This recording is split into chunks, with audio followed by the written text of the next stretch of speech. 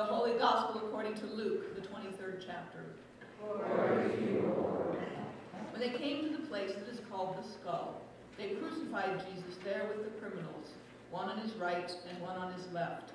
Then Jesus said, "Father, forgive them, for they do not know what they are doing." And they cast lots to divide his clothing, and the people stood by watching. But the leaders scoffed at him, saying, "He saved others. Let him save himself if he is the Messiah of God, his chosen one." The soldiers also mocked him, coming up and offering him sour wine, and saying, "If you are the king of the Jews, save yourself." There was also an inscription over him, "This is the King of the Jews." One of the criminals who were hanged there kept deriding him, saying, "Are you not the Messiah? Save yourself and us."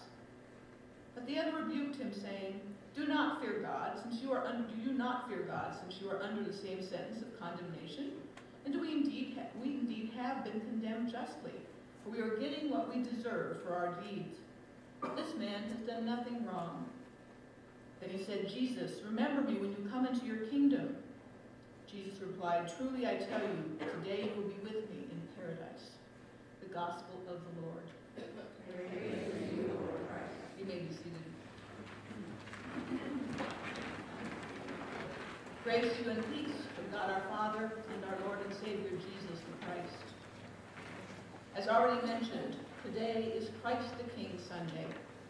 As Americans, we don't have direct experience of having a king for a leader.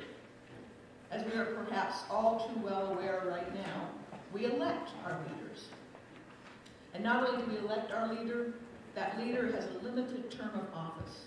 Unlike a king who rules for life, our national leader, our president, can lead for no more than 8 years. Our founding fathers chose this system rather than perpetuating the monarchy they left, as they saw flaws in monarchies. Of course, our system is not without its flaws either, and we are experiencing some of those flaws right now.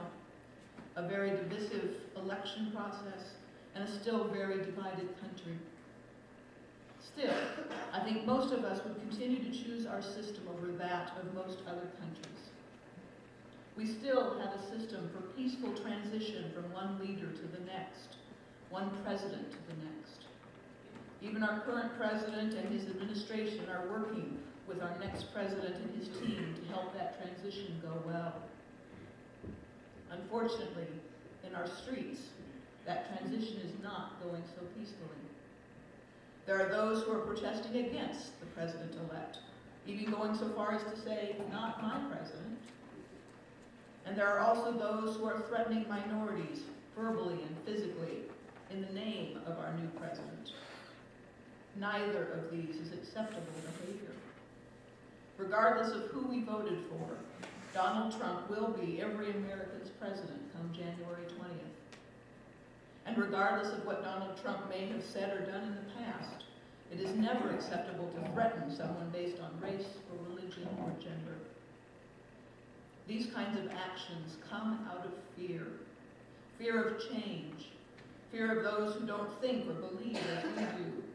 Fear of the future. Such fears are not new. There have been and always will be things for us to fear if we let it happen. And there's a reason that the most frequent phrase in the Bible is some form of "fear not" or "do not be afraid." Life can be scary, and the future is uncertain. Yet we do not have to respond to these events with fear. And when we are afraid, we do not have to respond with anger or violence. There is another way. And that is to recognize that despite what is going on around us here on earth, there is a higher authority who is always with us, walking beside us no matter what this world may throw at us. And that higher authority is our Lord and our God, our King even. So if Christ is our King, what kind of King is he? Our text for today provides some insight into what kind of king we have, and it is not what we might expect in all instances. In our first lesson, we have the image of a shepherd. That may at first seem like an odd image for a king. Shepherds, after all, are not very regal or very high standing in the community. Yet Yet as the description goes on, we hear that this shepherd will gather the lost, dispel fear, deal wisely, and execute justice and righteousness in the land. Now those traits certainly seem to be appropriately kingly. Our second lesson also has appropriate descriptions of Christ our King. Listen again. He is the image of the invisible God, the firstborn of all creation. In him all things in heaven and on earth were created, things visible and invisible, whether thrones or dominions or rulers or powers. All things have been created through him and for him. He himself is before all things, and in him all things hold together. He is the head of the body, the church. He is the beginning, the firstborn from the dead, so that he might come to have first place in everything. Wow, that is indeed quite a king. Firstborn of all creation, first place in everything. Now that's a leader I could get behind. And there's the gospel reading. It's a strange choice for Christ the King Sunday, for it has Jesus on the cross, naked, his robe having been taken by the guards, his only crown one of thorns. He is being rebuked by the leaders and soldiers, even one of the others being crucified. What kind of king is this? This was a question raised throughout Jesus' life. What kind of Messiah is this? One who hangs out with the lowliest people? One who refused power and acclaim when offered by Satan? One who was born in a stable with only animals and shepherds in attendance? He who had such a humble beginning also had a humiliating end. Is this the one we would choose to follow?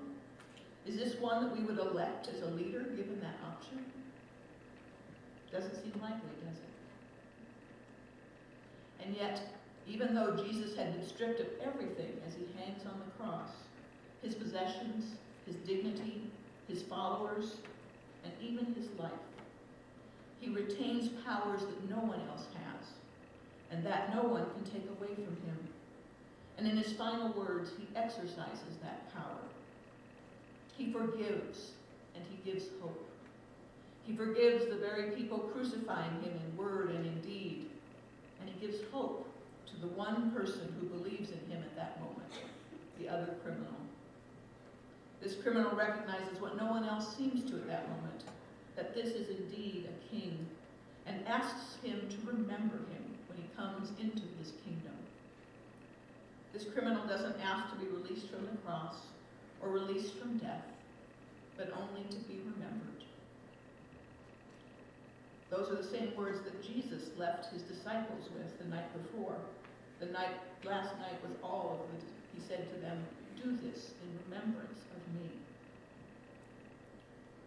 As we respond to the results of our current election process, may we too speak and act in ways that are always in remembrance of our King, the one who gave everything for our sake.